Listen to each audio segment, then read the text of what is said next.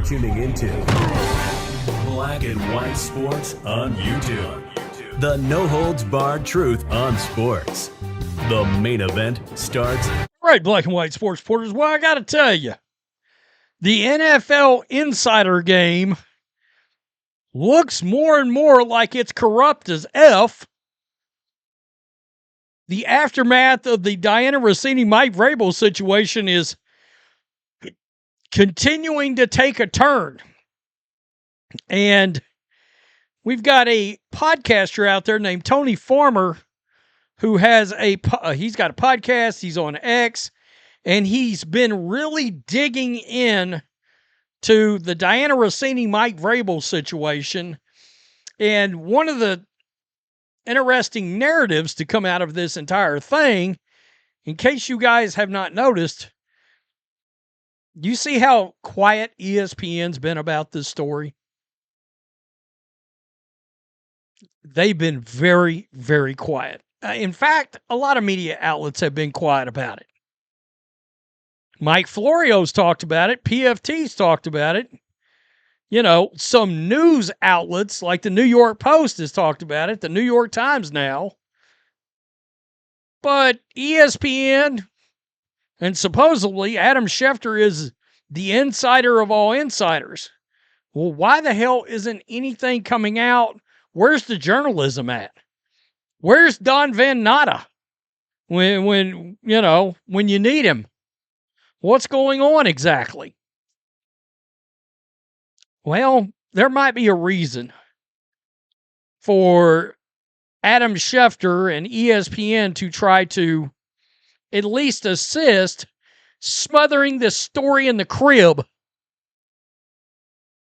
as best they can. They may not be able to do it much longer. Of course, there's always the idea that Russini's going to have a tell-all here pretty soon. But this is crazy. So Tony Farmer has been doing some digging. He calls himself a sleuth. Right? A little investigative action. The Dianna Russini, Mike Vrabel scandal has consumed the NFL offseason in the way that offseason stories ever do.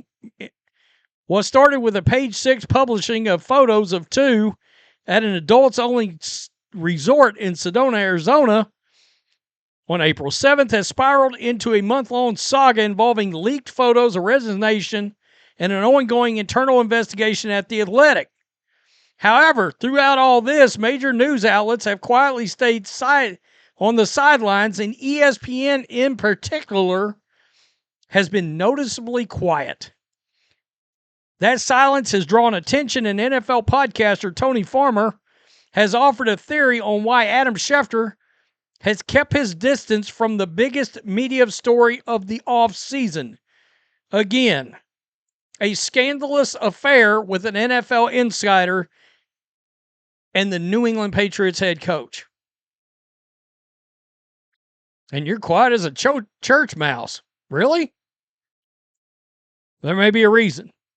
Farmer has been one of the most vocal voices tracking every development in the Russini-Vrabel story.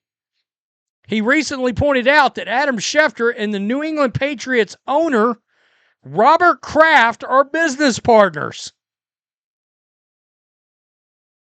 You can't make this shit up, folks. Which could be why the senior NFL insider hasn't covered the controversial story. Quote, I've been asking why Schefter's going so lightly on the Pats coach, Mike Vrabel. Adam hasn't tweeted the word Vrabel since April 27th, despite the New York Times article and boat rental photos. Just learned that Schefter is business partners with Vrabel's boss, Robert Kraft. Quote, questions were raised in 2021 about how Schefter could remain unbiased while reporting on the Patriots, and now Patriots head coach is involved in a scandal and he's not reporting on major developments. Several outlets reported on April 19th that Kraft, quote, tried to kill the Vrabel story. If questions were being asked in 2021 about bias, How are they not being asked in the middle of a Patriots scandal when Schefter is blatantly quiet? Well, here we go. This was from, and Tony Farmer shared this, he got to digging, he found an article on the New York Post. You see this, Schefter's investment in the company, which also is, quote, developing real money gambling products. Roger Goodell can't bother to have a supplemental draft for Brendan Sorsby, and you got Adam Schefter and Robert Kraft giving each other hand jobs, allegedly, quote unquote. From a business perspective, involving gambling products, really? Has raised questions about how he remained unethical and authentic in his job at ESPN. And I went back. There is the original article. Adam Schefter's gambling investment with Robert Kraft raises questions. So I think this tells us something here. Kraft's involvement has reportedly highlighted curiosity about how Schefter will report on New England. Quote, others in the media are already asking whether and to what extent this business relationship will impact Schefter's coverage of the Patriots. Interesting. He's in bed with Robert Kraft. And look, that's ESPN's NFL kingpin right there. Right? They consider him to be the Godfather. Even though he's not. Chris Mortensen, rest in peace. And Tony Farmer then posted this.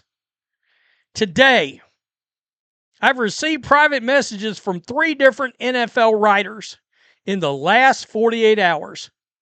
They are all names you know and all have followings over 60,000. The theme is that they want me to know they don't like my content, but also don't want to engage further about it. 2 declined phone calls to talk about their opinions on my content. All 3 have encouraged me to stop talking about Vrabel and Russini. Nobody mentioned my call out saying beat writers should be asking their head coaches tough questions, but I suspect that is what's triggering messages. Of course, there I am. This means there are coaches, general managers, and others across the league pissing their pants on what's going to get exposed here.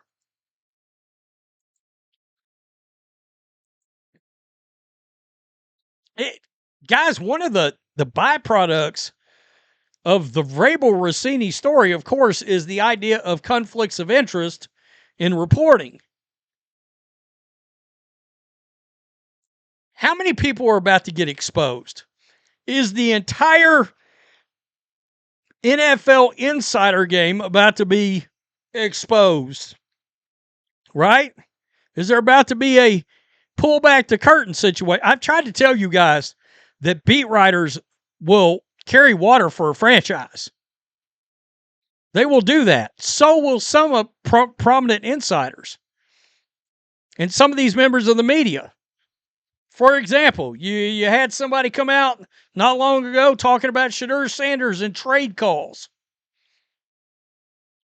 How about Deshaun Watson being a starting quarterback for the Browns? You started hearing that. Well, you started hearing that because the franchise told the reporter to say that. Why did they do that? Well, they wanted to gauge reaction from fans. Guess what? All of a sudden, Shedeur Sanders, he's catching up with Deshaun Watson. This happens all the time. Again, these media members, owners, players, coaches, all know each other, and they're all hanging out. They're all kicking it. General managers, all of them. The whole thing reeks of corruption. And you got a bunch of people wondering, oh shit, involving Dianna Russini, how much is going to come out involving how many different people? And there's rumors out there, there's other female reporters that may have slept with people across the league. Well, that's at this point, that's no longer surprising at all. But they don't want them names out there because guess what? Those coaches and general managers and whoever else may be married.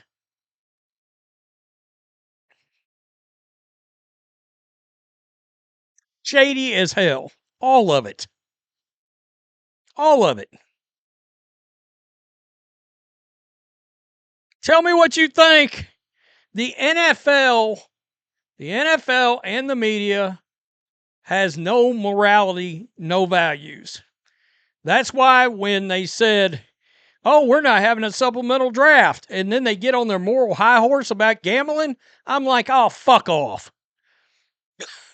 I mean, really, the entire league has no morality. You got a bunch of players that are flat criminals in the league.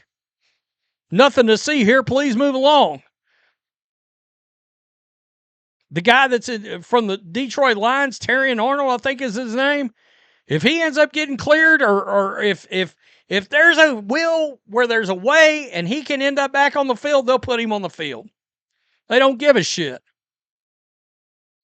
It's crazy as hell. Tell me what you think. This Dianna Russini thing is not going away. And all I've got to say is Mike Vrabel better win this year. Because if he doesn't, everybody's going to be talking about this. Everybody. Will this issue involving Dianna Russini, has it affected the team and Mike Vrabel's ability to be a good head coach? Tell me what you think. Peace. I'm out. Till next time. Thanks for watching the show. Be sure to like, comment, and subscribe. Be sure to tune in next time on Black and White Sports.